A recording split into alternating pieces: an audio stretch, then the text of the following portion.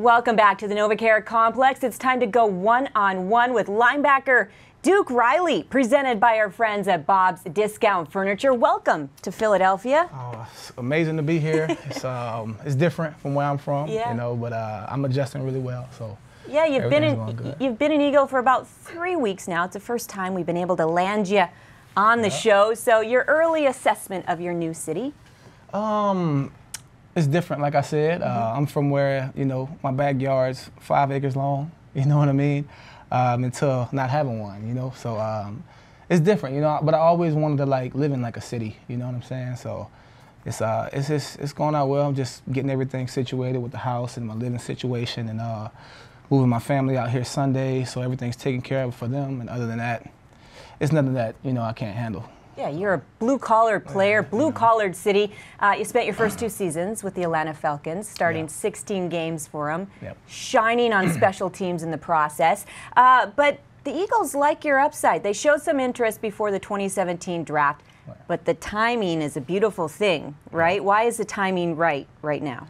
I guess it's just because it's like a fresh start for myself, but it's a better fresh start than I had in Atlanta because, one, I know what to expect. I know what the league's like. I've played in the league, started games in the league, and I know how to work. And I mean, once everything comes natural and I understand and know the scheme and know how everything works, I think I'll be playing way faster than I started with the Falcons. Yeah, and with that said, big opportunity this week, right? Do you view it as an elevated role? How do you view this week in terms of your role? I view every week the same. It doesn't matter.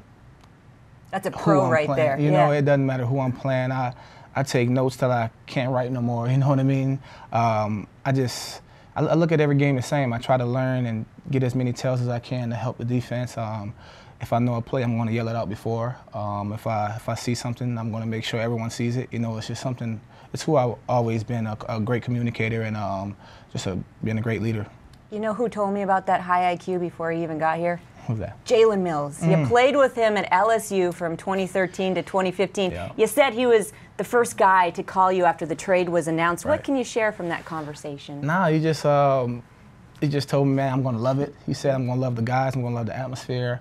And he said, I'm going to love the city. He said the fans are crazy, which I've seen when we played against the Jets. Crazy beautiful. It's good. I've been on both sides already, crazy good. Yeah. So it was really good to have the support from the fans, have the support from the team. Everybody's welcoming me in really, really well. Everybody's helping me, so trying to get me adjusted faster. So it's going good so far. What is it like, and we spoke before we started rolling here, but to have Jalen back on the practice field with you this week, what is that like for you? Just playing with Jalen. I know what type of player he is. I know he loves to win. I know he loves the challenge. And I know what he's about. You know, I know that he's going to do his job.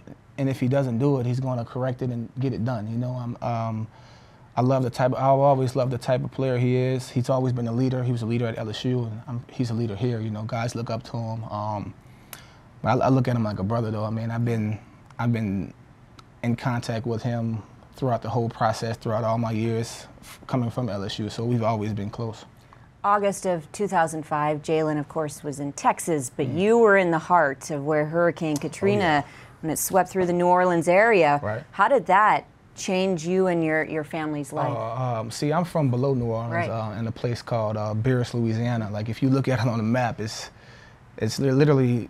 It looks like the bayou. Is if you look at it on a map perspective.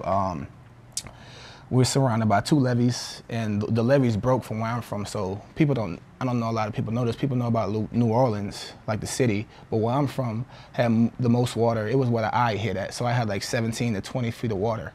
I came back to a slab of concrete, like nothing. I remember taking a ride. It was like 6 months. How old were you? 8? I was 7? 11, 10 at the time. All right. So I remember everything very vividly. Just going down, the first time we were able to drive down there, since the water got down, and just looking in like the trees, just like seeing parts of people's houses, clothes from who knows, boats in the middle of the road, parts of houses in the middle of the road, cars, everything, and just looking. I'm young, so you know my parents, they try to like make it not seem as bad, but you could just look into their faces and their eyes and pulling up at my cousin's houses and, you know, just seeing them cry, and you just feel it, but you don't really, like, I knew what was going on, but I didn't feel it as much as they did, you know what I mean? Because I'm young and your parents are going to make sure everything is good for you, which my parents did a great job of it. And that's when I moved to New Orleans and lived in the city. Staying with the New Orleans theme here, Louisiana theme, somebody else from the area, Dwayne Michael Carter Jr., professionally known as Lil Wayne. Get this, Duke was his very first player signed to his agency, Young Money, before the 2017 draft. What was that like? How'd that all go down? Well, it was after the, we played Ole Miss, and then like after that we played Alabama, so I had two of my best games against two of the best teams in the SEC, and a lot of agents were hitting me up, and I get a FaceTime from a number, a 504 number, I don't know who it is, so they kept calling, so I block it, and I answered. I'm like, who is this? And I cover the screen up, so just in case I don't know who it is, I can hang up real fast. Oh, that's a vet move right there. Yeah. So I cover it up, and I see it, it's Mac Main, basically Wayne's right-hand man, the president of Young Money.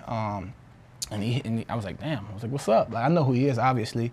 And it was him and Wayne, and they were FaceTiming me, telling me they had an agency and they wanted to meet with me. And I told them I would, and I also had other meetings with other people. But the reason why I stuck with them, because during the interview, I met with plenty of agents, like a lot of agents at the time, but they were the first agency who, like, I guess did their homework. They brought up my son's name. They knew his whole name. They knew they were planning stuff for him. With, you know what I mean? Family man, yeah. I just was like, once they said that, I was like, I'm going with them, because at the end of the day, it's all on what the player does. It's bigger than football, right? Yeah, and I know that the connection that they have are crazy. The people that's also like invested into like the agency are like the Van Gothard family, and their parents' names are Anheuser-Busch, so like, and they own Budweiser. So it's like the connections that I have are crazy, and they're really great people. And I get to have fun. I get to hang out with Lil Wayne whenever I want. Like, I call them up in all season. Do you swap hair secrets? Nah. I got my own thing. I've been doing this for a while. All right. He does his thing. A lot of people from Louisiana got their own thing, you know, or from the South. You stick together. Guys in the locker room say, what's wrong with all these LSU guys? Because Jalen got his hair green, I got mine blonde, but that's got a little moxie, nothing wrong with that.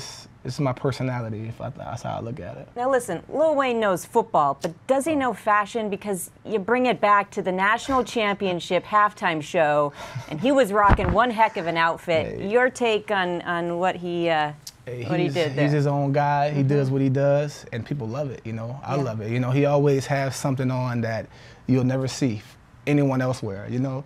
So that's what he does. He does what he does, and he doesn't care what anyone thinks, you know. Like, I mean, that's how it should be, really. You shouldn't wear something for the approval of someone else, you know, and he just wears whatever he wants, you know. Most time I see him, he's in like skater stuff. So, and he's always, in Miami, at a skate park, skating all the time. Yeah. I can appreciate a solid coat and over-the-knee boots. For I mean, come on, who can't?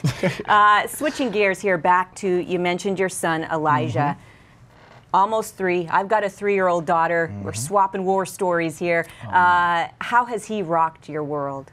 Oh man, just being there when after a long, hard day, you know, after moments when it's like real dark, you know, and you just always have that one thing and that one person that just, it doesn't matter what's going on, how bad it is or how good it is, he just always make the situation better. You know what I mean? Just hearing him laugh. He's talking now. He understands everything. Singing songs. Is he a mini Duke? Oh, he's just like me, but better. He will always be better than me, whatever he does. You know, I'm gonna make sure of it, because I've made a lot of mistakes. So I'm gonna just not try to force it on him, but like, you know, let him learn on his own, but also, you know, let him know like, hey, this is right and wrong, you know. But other than that, like, I want him to understand that, you know, respect all people, one, you know, and love everybody like they're your brothers, you know, or sister. Yeah. So. He's you, but better. Yeah. Take that and rewind it back, because that is a beautiful thing right there. Right. And finally, we're going to close up the show here with a little football, okay? You were behind enemy lines week 2. Atlanta walked away with the W. Yep. Looking ahead, to Dallas. You got a biggie here on Sunday Night Football. What's the key for you? Just doing whatever I'm told to do. You know, my roles are changing. I'm getting in the mix a little bit more because it's time to start rolling and get going. And just whatever happens, you know, it's really once that game time, we know what's going to happen. We know what we got to do. We know what they're going to do. I mean, the film doesn't lie. So I mean, they're going to do what they've done in the past. So we just gotta own our keys, do our job. Everyone does their job, you know, and not try to do too much. The coach said today in the meeting, I wrote it down. He was like, don't try to basically do anything extra. If you do your job, the plays will come to you. So like, if we just do that, we have enough talent. We have the brains, the talents, we have the speed, we have everything we can to match up with anybody in the league. So if we just do that part, we'll be fine. What a privilege it is to have you here. Oh yeah, it's a blessing. All right, it's time. I got this. Oh, look at that. Okay. This like 2 months ago, 3 months ago. Zoom in on this, huh? I don't know why. I guess it was just meant to be, but it's timing. What do we say? My favorite animal has always been the eagle. So yeah. Okay. I don't know if y'all can see it, but the guy did a great job. He's actually in New York. He hit me up and was like, "I'm close to you now, so I could drive." So hey, I'm like, it was meant to be. Right? Good to have you here, my man. Great. Best of luck. Thank you. And Elijah and Isabella, you can meet at a later time, maybe when you're 40. I digress. That is One on One with Duke Riley, presented by Bob's Discount Furniture. We'll see you next time. Thank you.